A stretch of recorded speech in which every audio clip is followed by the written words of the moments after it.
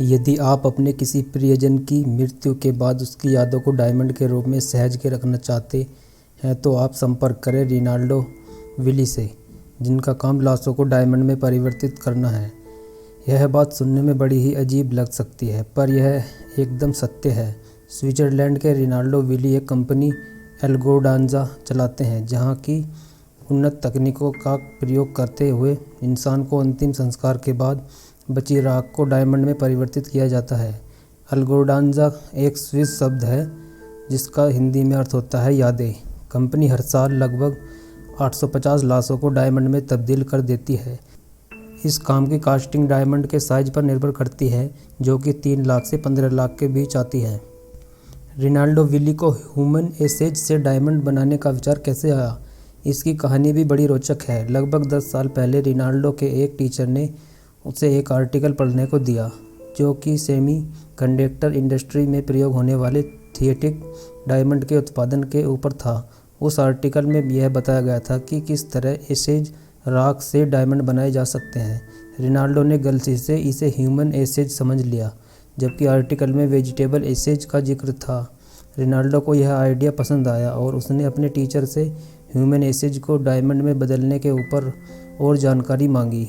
तब टीचर ने उसे बताया कि तुम गलत समझ रहे हो, यह ह्यूमन एसेज की नहीं बल्कि वेजिटेबल एसेज की बात हो रही है। इस पर रिनाल्डो ने कहा कि अगर वेजिटेबल एसेज को डायमंड में बदला जा सकता है तो ह्यूमन एसेज को क्यों नहीं। टीचर को यह विचार पसंद आया और उसने उस आर्टिकल के लेखक से संपर्क किया, जो कि वह स्विट्ज़रलैंड में रहता था तथा जिसके पास सिंथेटिक डायमंड बनाने की कुछ मशीनें थी। फिर उन्होंने उस आइडिया पर मिलकर काम किया और कंपनी एल्गोडांजा अस्तित्व में आई।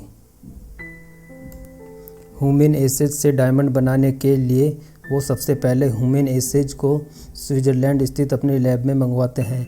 लैब में एक विशेष प्रक्रिया के द्वारा उस ह्यूमन एसेज से कार्बन को अलग किया जाता है। इस कार्बन को बहुत अधिक तापमान पर गर्म करके ग्रेफाइट में परिवर्तित किया जाता है। फिर इस ग्रेफाइट को एक मशीन में रखा जाता है, जहाँ पर ऐसी कंडीशन बनाई जाती है जैसे कि ज़मीन के बहुत नीचे होती है, यानी कि बहुत अधिक दबाव और बहुत अधिक तापमान। इस कंडीशन में ग्रेफाइट को कुछ महीनों के लिए रखा जाता है, जिससे कि वो ग्रेफाइट डायमंड में बदल जाता है। रासायनिक संरचना और गुणों के आधार पर सिंथेटिक डायमंड और रियल डायमंड में कोई फ़र्क नहीं होता। दोनों की रासायनिक संरचना और रासायनिक गुण समान होते हैं। एकमात्र फ़र्क इनकी कीमतों में होता है। रियल डायमंड सिंथेटिक डायमंड से महंगे आते हैं। इन दोनों डायमंड में फ़र्क करना बहुत मुश्किल होता है, यहाँ तक कि एक अनुभवी ज्वेलर्स भी उनमें फ़र्क नहीं कर सकता।